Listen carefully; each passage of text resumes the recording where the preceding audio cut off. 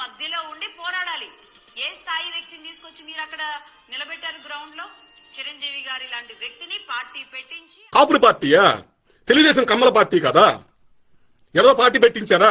సరే, దాని గురించి వస్తాను. సరే, ప్రజారాజ్యం ఎవరో పెట్టించారు, ఓకే, నువ్వు అన్నది కరెక్ట్ అనుకున్నాం. అన్న తెలుగుదేశం పార్టీ 1999 ఎలక్షన్స్ లో పోటీ చేసింది కదా, 135 సీట్లను పోటీ చేస్తే ఒక సీట్లో ఎవరో ఒక డిపాజిట్ వచ్చింది. హరికృష్ణ గారికి గుడివాడలో కూడా డిపాజిట్ రాలేదు. మరి అన్న తెలుగుదేశాన్ని ఎవరు పెట్టించారు? కమ్మ పార్టీ అయిన అన్న తెలుగుదేశాన్ని పెట్టించింది ఎవరు? 2006లోనే ఎప్పుడో, అదే మీ కమ్మే కదా, జయప్రకాష్ నారాయణ IAS. లోక్సత్తా పార్టీని పెట్టించింది ఎవరు? మీ కమ్మ పార్టీని. ఎందుకు ఆ పార్టీని మూసేశారు? 2009లో పోటీ చేసిన లోక్సత్తా 14కి ఎందుకు లేదు? 19లో ఎందుకు లేదు? 99లో పోటీ చేసిన అన్న తెలుగుదేశం మీ కమ్మ పార్టీ ఎందుకు 2004లో పోటీ చేయలేదు? అన్న తెలుగుదేశం పెట్టిన ఎన్టీఆర్ కొడుకు ఆయన రెండో కొడుకు మూడో కొడుకు హరికృష్ణ గారు ఎందుకు తెలుగుదేశం కండవ కప్పుని రాజ్యసభకి వెళ్ళారు? ఎందుకు వెళ్ళారు? అలాగే కుక్కటపల్లిలో మీ కమ్మోళ్ళంతా ఏకమైపోయి ఎందుకు జయప్రకాష్ నారాయణ గెలిపించారు అక్కడ?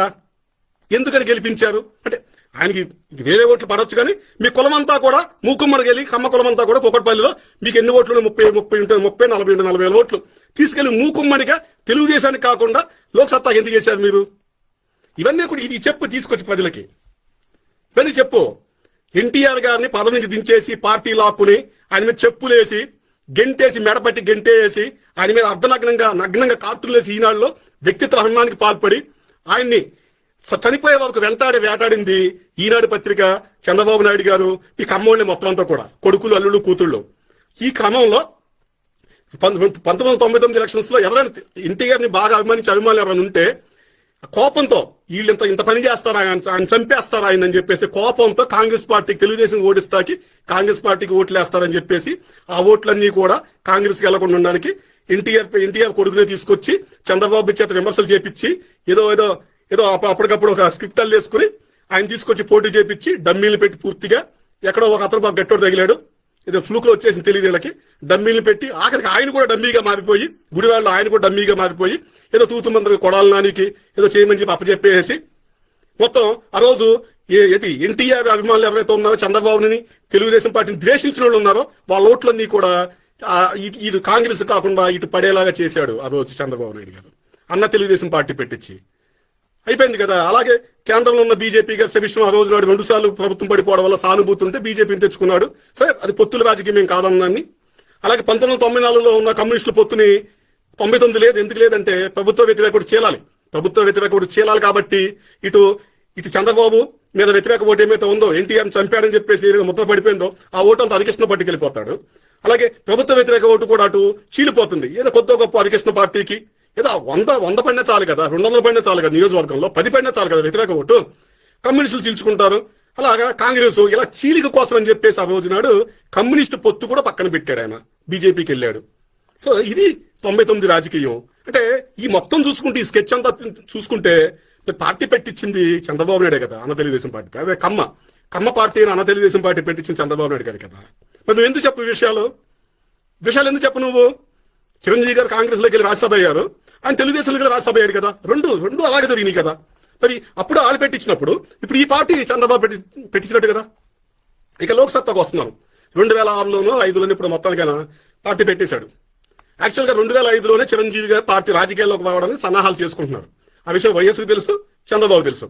ఈ క్రమంలో చిరంజీవి గారిని ఎదుర్కోవాలి అనుకుంటే ముఖ్యంగా ఎడ్యుకేటెడ్ పీపుల్ గవర్నమెంట్ ఎంప్లాయీస్ అలాగే ఎవరైతే ఉన్నారో ఒక సెక్షన్ లో చిరంజీవి గారికి మంచి పేరు ఉంది. సామాజికంగా ఆయన చేసిన సేవా కార్యక్రమాలు కావచ్చు, ఆయన మాట్లాడే విధానం కావచ్చు, ఆయన హంబుల్నెస్ కావచ్చు, ఇవన్నీ కూడా ఒక రకమైన ఒక సెక్షన్ లో మంచి పేరు ఉంది చిరంజీవి గారికి. ఆ సెక్షన్ ఓట్లని ప్రజారాజ్యానికి వెళ్లకుండా చేయడానికి అదే సెక్షన్ కు సంబంధించి ఒక IAS అనుకుంటా ఆయన ఉద్యోగానికి రాజీనామా చేపించి అప్పటికప్పుడు తీసుకొచ్చి లోక్సత్తా అని చెప్పేసి అలా పెట్టి కూర్చుని ఏదో డమ్మీగా పెట్టి కూర్చుని అప్పటికప్పుడు పార్టీ చిరంజీవి గారి కన్నా ముందు పార్టీని ప్రకటించి 2009 ఎన్నికల్లో పోటీ చేపించారు. అనుకున్నట్టుగానే ప్రజారాజ్యం ఓట్లను బాగా చీల్చాడు ఆయన. ఎందుకంటే ఒకటే సెక్షన్ ఓట్లు కదా. ఈయన IAS మంచి ఏదో చెప్తుంటాడు కదా, ఉపన్యాసాలు ఇస్తూ ఉంటాడు, కొంతవరకు అట్రాక్ట్ అయ్యారు. చిరంజీవి గారు సామాజికంగా ఉంటారు, అదే వర్గం చిరంజీవి గారు ఇద్దరు ఇష్టమే. అక్కడ చీలిక వచ్చిందనమాట. ఆ చీలిక రావడం వల్ల మనం చూసిన ప్రజారాజ్యం పార్టీ 100, 200, 1000, విజయవాడలో అయితే 150 ఓట్లు వంగా రాధా ఓడిపోయింది సెంట్రల్లో. 100, 200, 1000, 2000, 3000 ఓట్లతో ప్రజారాజ్యం పార్టీ 40 సీట్ల దాకా పోయింది మొత్తం మీద. 5000 అదే 100 నుంచి 5000 లోపు 40 సీట్లు ఎన్ని ఉన్నాయి పోయినాయి.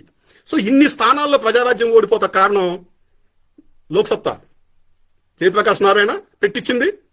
దానివల్ల ఫలితాలు దక్కిందా దానివల్ల తెలుగుదేశంకే కదా, మీ వాళ్ళకి తీసుకొచ్చింది. లేకపోతే అటు పీఆర్పీకి వెళ్ళిపోతే దెబ్బతింటారని చెప్పేసి. ఎందుకంటే మీ మనిషి కదా, ఇప్పుడు మీ మనిషే కదా ఆయన. ఇప్పుడు వైఎస్ కాదు కదా, మీ మనిషే. చక్కగా తర్వాత రాష్ట్ర విభజన జరిగిపోయిన తర్వాత 2014లో పార్టీ లేదు, ఆయన లేడు, ఇప్పుడు లేడు. ఆఖరికి ప్రజల మీద నిందేసేసి నాకేమన్నా 15%, 10% ఓటిస్తే అన్న రాజకీయం చేసేవాడిని, మీరు ఇచ్చిన 4%, 3% ఓటుతో నేనే రాజకీయం చేయను అని చెప్పేసి మహానుభావుడు వెనక్కి వెళ్ళిపోయాడు.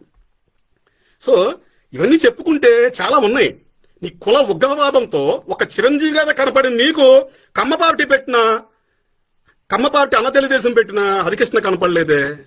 అయ్యో, ఎంత ఉగ్రవాదం ఉండిపోయింది నీలో. మరి జయప్రకాష్ నారాయణ కనపడలేదే, వాళ్ళు కూడా ఒక ఎలక్షన్కి ఉన్నారు కదా. ఈ ఉగ్రవాదం అనేది భరించలేని స్థాయికి వెళ్ళిపోతుంది సమాజంలో. ఎన్ని మీడియా కొంపలు పెడతారు, ఎన్ని అసత్య కథనాలు ప్రచారం చేస్తారు, ఎంతమంది మీద వ్యక్తిత్వ హననాలు పాల్పడతారు మీడియా ముసుగులు. ఇది వార్తలు చెప్తా ఉంటారు, ఏదో చెప్తా ఉంటారు, మధ్యలో గట్టిగా వేసేస్తారు. మధ్యలో ఇలా వ్యక్తిత్వ హననాలు, తప్పుడు ప్రచారాలు, నోటుకొచ్చిన వాగడాలు చేస్తూ ఉంటారు. ఇవన్నీ ఆగాలి. సమాజం మనందరూ కలిసి ఒక ఆరోగ్యవంతమైన సమాజాన్ని నిర్మించుకోవాలి. ఇలా కుల ఉగ్రవాద సమాజాన్ని కాదు. ఈ కుల ఉగ్రవాద సమాజం నిర్మాణం మీదే విజయవాడలో అయిన పెంగళి దశరథరామ్ గారు కుల గజ్జి అనే పదంతో పోరాటం చేశాడు. చంపేశారు కదా, చివరికి చంపేశారుగా ఆయన్ని, చంపేశారు విజయవాడలో. ఎందుకంటే ఆ రోజుల్లో ఉన్న మీ కుల ఉగ్రవాదాన్ని ఆయన పతాక స్థాయికి రాష్ట్రంతో పరిచయం చేశాడు. ఆ రోజు నాడు కుల ఉగ్రవాదాన్ని ఆయన గజ్జి అనే పదం వాడాడు. ఉగ్రవాదం అనే పదం కరెక్ట్. ఇప్పటికీ కూడా సమాజంలో ఎవరైనా ఉన్నత స్థానంలో ఉంటే చాలు, అమ్మ బాబోయ్ వాళ్ళ మీద పడిపోవడమే.